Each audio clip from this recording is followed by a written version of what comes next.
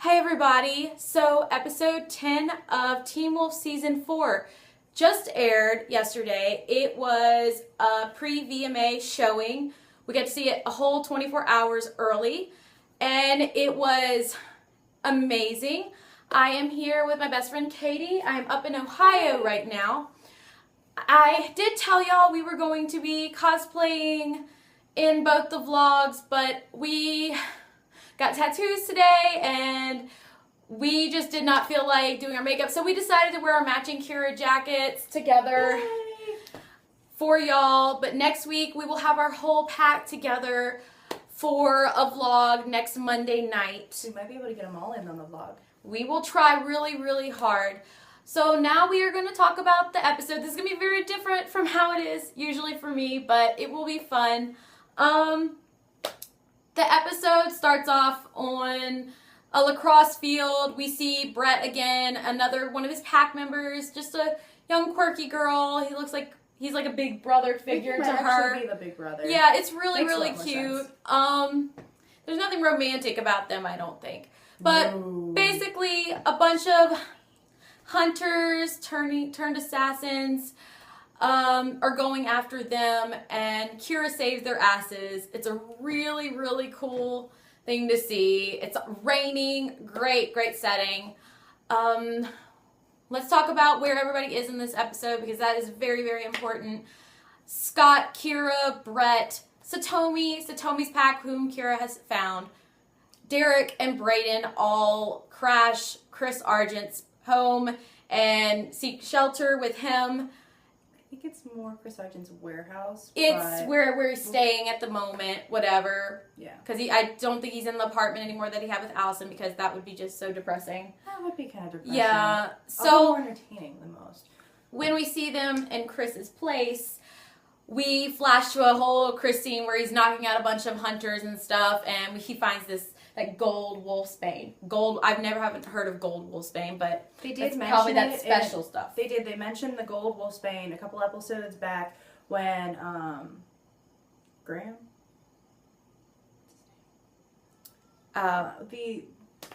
it's assassin. Yeah, one of the orphans. One of the orphans has the lacrosse stick with the dagger. Garrett. And Mason. sadly Garrett. deceased Garrett. He was an asshole, but he was a great character whom I would very much like if he came back to life. But I still want Lunsford. I've said that before. Lunsford I want needs Matt to come back to life. He does. He's yes. amazing. But back to the point. Styles and Malia they make up. Styles is in the hospital, and because he had a concussion from Brinsky in the episode prior, and basically Mama McCall locks, when Malia comes to see him or whatever, she locks them in the room together, so they make up, and it's really cute, and I just want to get off of that whole train because I am still all about Stydia. But I like them. I like them, unfortunately. She's a cute character, but she does not need to be with Styles at all. No. Stydia is canon. Stydia is canon. Liam has one little scene in the episode. He's basically, I feel bad for him, but I understand why he does not want to get involved with things, because he's afraid he's going to die. He's like, how are y'all all still alive? And Scott's like, we're not. Because, yeah, people died. Allison. I think it's also because he's afraid of losing control. That too.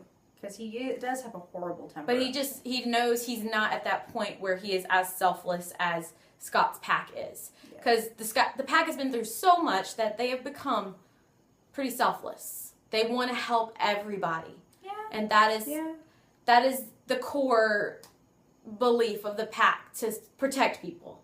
And that's that. Really interesting stuff happens at the sheriff's station. Really interesting stuff. We see Lydia, Meredith, have a whole scene where she's trying to get her to talk, and Meredith's just like, I'm only going to talk to Peter Hale.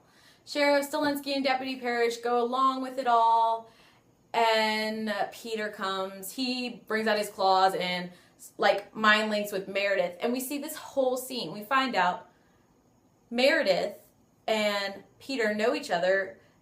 Peter didn't realize this. When Meredith had gone catatonic from Lydia's grandmother, Lorraine, like getting her to try stuff out with her banshee stuff. She's brought into the same room as a burnt Peter Hale, who is unresponsive, like in a coma, but also aware. So we see this whole creepy scene with burnt-faced Peter and all talking manically to Meredith about getting back at everything. He mentions the desert wolf, aka Malia's mom, and just getting back, getting rid of everyone and starting a pack in his image. We're like, yeah, that's not a good image. But basically from all of his craziness, Meredith decides to start wiping out all the supernaturals in Beacon Hills. Peter gives her the information to get the money from the Hale Vault to get rid of everyone. So that's how that happened. But Peter, present day Peter, does not realize he gave her that idea. But he was out of his mind. Like, he really, even though he's still crazy, he was out of his mind even more so then. He did not realize he did that. So Meredith just wholeheartedly, she's so messed up that I don't think she's a bad person per se. She's just crazy. Yeah. She's just crazy. That's the problem. I think they drove her crazy when they tried to get her to do stuff, and it just, yeah. So it really, the benefactor is both of them. It's more Meredith though, because she was the captain of the train. And Peter it wasn't present day Peter, but Peter's up to his own stuff. Don't get me wrong here. A big moment I really want to talk about is when the assassins arrive and Scott and everybody start fighting. Scott almost takes a life. And he starts to evolve even more. And he stops. He doesn't kill the person, so we don't know what is going to happen. We don't know for sure, but all the signs are still pointing towards him becoming the Black Wolf. But what stops all the assassins is Styles and Malia are at the lake house after the hospital and stuff, and they make up out and all that craziness. Fast forward, I am sick of them, kind of. She really is. I hear about it constantly. But they go to Lydia's lake house and they start ripping up the wall. Yeah, I'm like, Lydia's gonna be mad.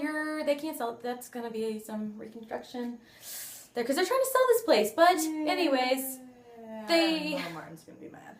They find out that Lorraine Martin predicted the Deadpool, and they want to find out how to stop the Deadpool.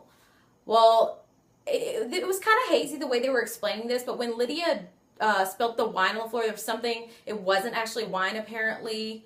That was actually kind of hazy the way that was explained. But something, it came out really easily when it was cleaned, and she was like, there's something with the wine bottle, so Styles gets it, breaks it, and Malia breaks it. Yeah, they find a key. And the key is what goes to what we found behind the wall that they broke down, or just a bunch of like recorder stuff. It's a really old computer really stuff. Old computer. Yeah. And it just keeps playing and playing and playing. The reason they found that though is because after they turned off that record player, Malia hears all of the recorders. And so she originally had heard it on the little cassette the tape. And she's like, that's not normal. That's the they figured out it was the lake house. And she's like, oh, it's the record from the lake house. And so yeah. Which it really wasn't, but when they put in the key into those old record things, the computer things, whatever, turn the key, Deadpool's gone. Sorry. Yay! I was like happy. And everything's fine and dandy and everybody can go skip off into sunset. Oh God, they're not gonna die. But no, it's Beacon Hills. We know we can't skip off into the sunset because that never happens. So back to the assassins. When they stop killing people. They just say contracts terminated. And they back away very quickly. It's really insane. And everyone's like, oh, is it over? They're like, yes. And I'm just like, y'all know it's not really over. because then we flash to Peter and Kate. And all they have to talk about is killing Scott McCall. Peter wants to kill Scott. I know he probably wants Scott's powers and all of that. That is what he wants. Alpha, but I really don't think they can kill a true alpha to take his He's alpha. just batshit crazy. Peter, I love you. I shouldn't love you, but I do. Because he's a great character. He really is. He brings a lot to the show. That's why they brought him back to life. That is why they brought Kate back to life. That is why. They brought her back. And even though Peter is not going to kill Scott. Scott is the main character in the show. And Scott's still going to be the alpha. I know that. What I really want to see is what is going to happen in this big showdown. It is going to be incredibly insane, and it's going to be shocking. I know some crazy stuff is going to go down, and there's going to be some awesome transformations, I have a feeling, and it's just going to be so much fun. It's going to be the best, and I am so excited to see the next episode. I will have another recap and review for y'all next week. I hope y'all enjoyed this video. Continue to comment, like, and subscribe, and have a great night. Please subscribe to her, guys. She's awesome. This is like my best friend in the whole world. Like a sister to me. I'm so happy to be doing this with her. I know I'm kind of quiet and whatnot, but I make the funny expressions. It's what I do.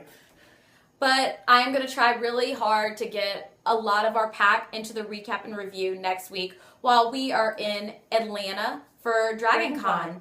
And we will be meeting Michael Hogan, Gerard, during Dragon Con, and meeting Edie Mays again, Victoria Argent. She's an amazing person. And one other guy, whom I just figured out, the chemist is going to be there.